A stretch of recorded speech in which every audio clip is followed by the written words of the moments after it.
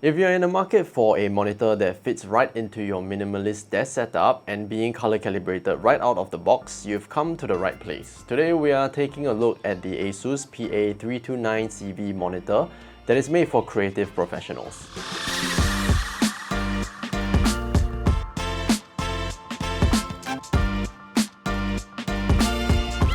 Yo, what's up guys? Welcome back to another review, and today we have the Asus PA329CV monitor. And okay, let me just briefly explain why I have the iPad here. So this monitor itself has a lot of specifications built into this very minimal looking design, and I have my iPad here just to refer to my notes. But first and foremost, it is a 32-inch 4K Ultra HD display, and it is also Calman verified, factory calibrated right out the box. So for people that pay attention to colors in their professional work like myself, or even people that do photo editing, video editing, as well as graphic designers, you can feel safe to say that this monitor is definitely the right fit for you. But I'll go into more detail in that later on in the video. Just briefly mentioning about the monitor, it looks very minimal. There's really not that many buttons or many like switches here and there. There's basically only one other switch at the back, which is the on and off switch. But with that being said, there's actually a lot of ports that you can use in order to connect to this monitor, and I'll go through that in a bit. I like minimal setups, especially minimal monitor setups. Why is that? As you can see, my desk is not exactly, I wouldn't say it's minimal. I would say there's a lot of things on the desk, and there's a lot of things that I try to hide behind the monitor. But less cables means that there are less things to have to go through, especially when you're creative. For me especially, I feel that having a clean and simple setup helps my creative process. So if you're looking for a monitor that doesn't require many cables, this is one that you should look into. Just looking at my setup, I have a iMac Pro 27-inch, I have the Asus PA329CV monitor, as well as a TV that I just use for streaming Netflix and stuff like that. But when it comes to color accuracy and editing, I always rely on the Asus monitor because it is color calibrated and it fits right into my workflow. So let's talk a little bit about the design of this monitor itself.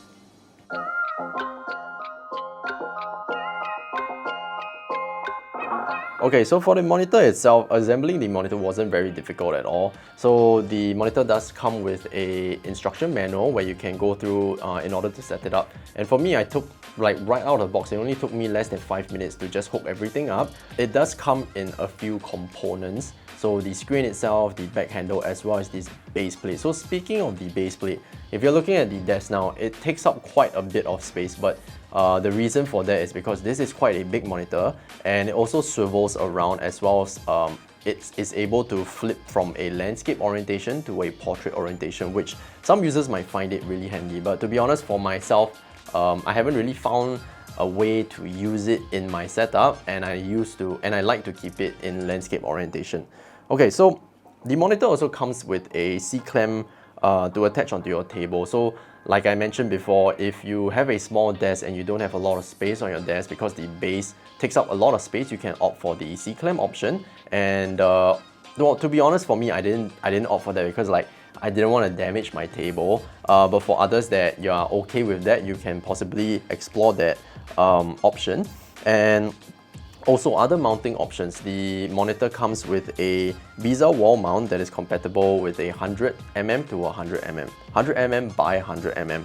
So I would say, even though this monitor looks really simple, most of its exterior is made out of plastic except for the base. It doesn't feel cheap in my hand, or at least when I'm touching it, the controls don't feel cheap. The quality is really good, and yeah, it looks perfectly fine. The bezels are really thin, and the buttons aren't really there aren't really that many buttons to begin with. So going through the options and stuff like that are really simple with just a click of a button, and everything is on the screen for you to go through. So there's also a ProArt logo at the rear of the monitor, which is nice, a really nice touch. And I think the design of the monitor itself fits a lot to my aesthetic. I like to keep things simple, and if there's an option for black, I will definitely opt for black, which is perfect. to fit in my current setup. In terms of the functionality, so the swivel and tilt, the tilt you can go from a -5 all the way up to 23 degrees, and it is a full swivel of 30 degrees from your left as well as the right. Speaking of the adjustability, the height is also adjustable up to 130 mm, and like I mentioned before, the monitor is able to switch from a landscape orientation to a portrait orientation. So one thing I really enjoy about this monitor is that even though I have a light setup to the right of the screen, you can kind of see it picking up, but it's not like a mirror reflection. You know how sometimes like other monitors, for example like my iMac Pro, right? It actually has a really reflective screen, and for this monitor itself, it has a matte coating around the screen. So when I'm working in conditions like in brighter rooms, I try to keep my curtains closed, but even when I have like my lights on, it doesn't create a glare on the screen, which I think is really perfect, because when you're editing your photos or even your videos or graphic designs, you don't want anything to really distract you from your process, and having a matte surface on the screen is absolutely perfect for that.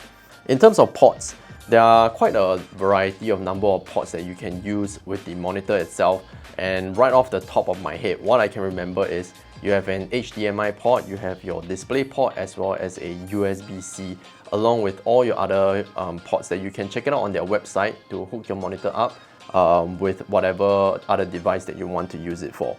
Okay, so coming back about the USB-C, I think it is one of my favorite features about this monitor itself, other than it being a DisplayPort channel for connecting like your other devices, because my iMac Pro doesn't have a DisplayPort like DisplayPort. So I use my USB-C to connect it to in order to like mirror the screens or add as an additional screen.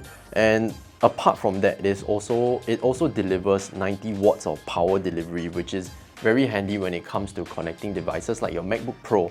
And why do I say that? The reason is that if you connect your MacBook Pro on the table itself, right, you can free up one power adapter from running to your MacBook Pro, so that you don't have to constantly charge it, because your Asus monitor is already doing so. So therefore freeing up more clutter on your desk, and less is definitely more.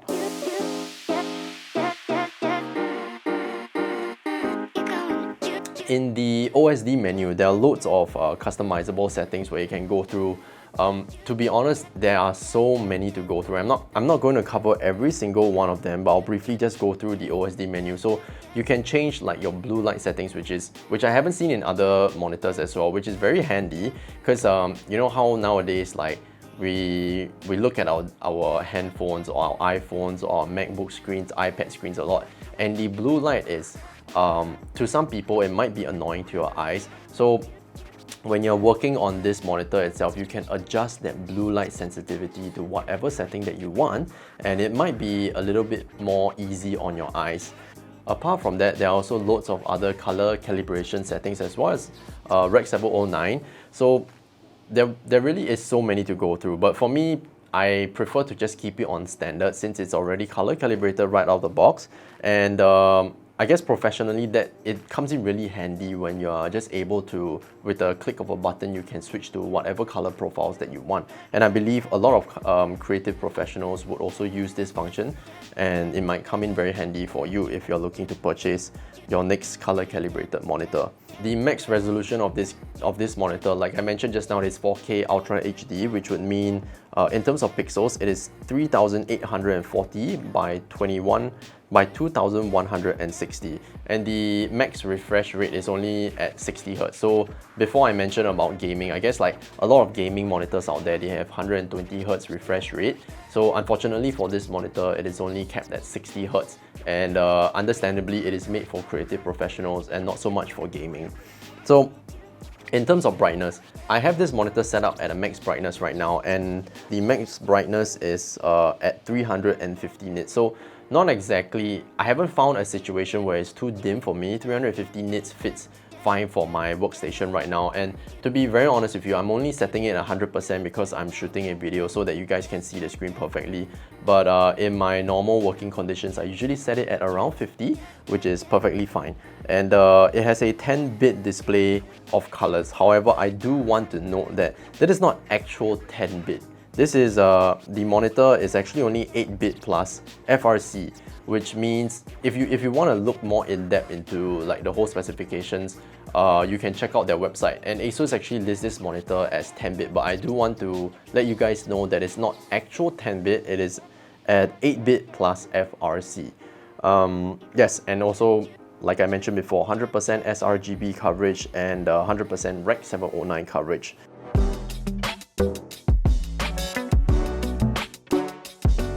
In terms of usability, the monitor is extremely sharp from edge to edge. I have no complaints whatsoever in terms of resolution for the monitor. You guys won't be able to see the accuracy of the colors through the monitor from my camera, but just trust me on this. When it comes to color and brightness, sometimes when you purchase like cheaper monitors, the colors kind of fade off towards the edges as well as the sharpness. But I've been editing this for about 3 months now, and I haven't found anything to be fading off at all on the edges, so it is very sharp from edge to edge. And when working in Lightroom or DaVinci, there is quite a noticeable difference when I'm switching from the PA329CV over to my iMac in terms of color. That makes a lot of sense because my iMac Pro screen isn't color calibrated at all. So like I mentioned before, a lot of times when I have to do like really color sensitive work, I always choose to work on the Asus monitor. In the beginning, I used to always rely on my iMac screen, right? But now that I have a color calibrated screen, I don't think I ever want to go back to my iMac Pro when I'm doing like color grading and like photo editing. But that being said, obviously the Asus monitor triumphs in that aspect because it is obviously camera verified and calibrated right out of the box. Speaking of colors, I would say that the colors are really vibrant and I don't really have any complaints in terms of the color accuracy. I don't have another monitor that is also color calibrated to reference, but I guess you just have to like really go online and see other reviews. But I would say that I've used other monitors that are color calibrated as well, and the Asus monitor does stand up to all the other color calibrated monitors out there. Alright, so just to give you guys a summary and my personal opinion, I do want to let you guys know that this video is not sponsored by Asus at all. So I'm only sharing my most personal and honest opinion. So I guess like you guys probably get the gist of how I feel towards this monitor by now, and I absolutely love it. I don't have any complaints whatsoever. And the best thing about it is, for this monitor itself, even though there's a lot of functions, you're only paying $1,259, and I got this price on the Asus official store on Shopee. So to give you guys a little perspective or more perspective of how much you're looking to pay for color calibrated monitors of this size, some monitors that have the same specifications can range from $2,000 onwards up to $3,000 or even $4,000. So having this monitor for so long and I haven't had any issues with it, I would say that paying the price that it is definitely a bang for your buck.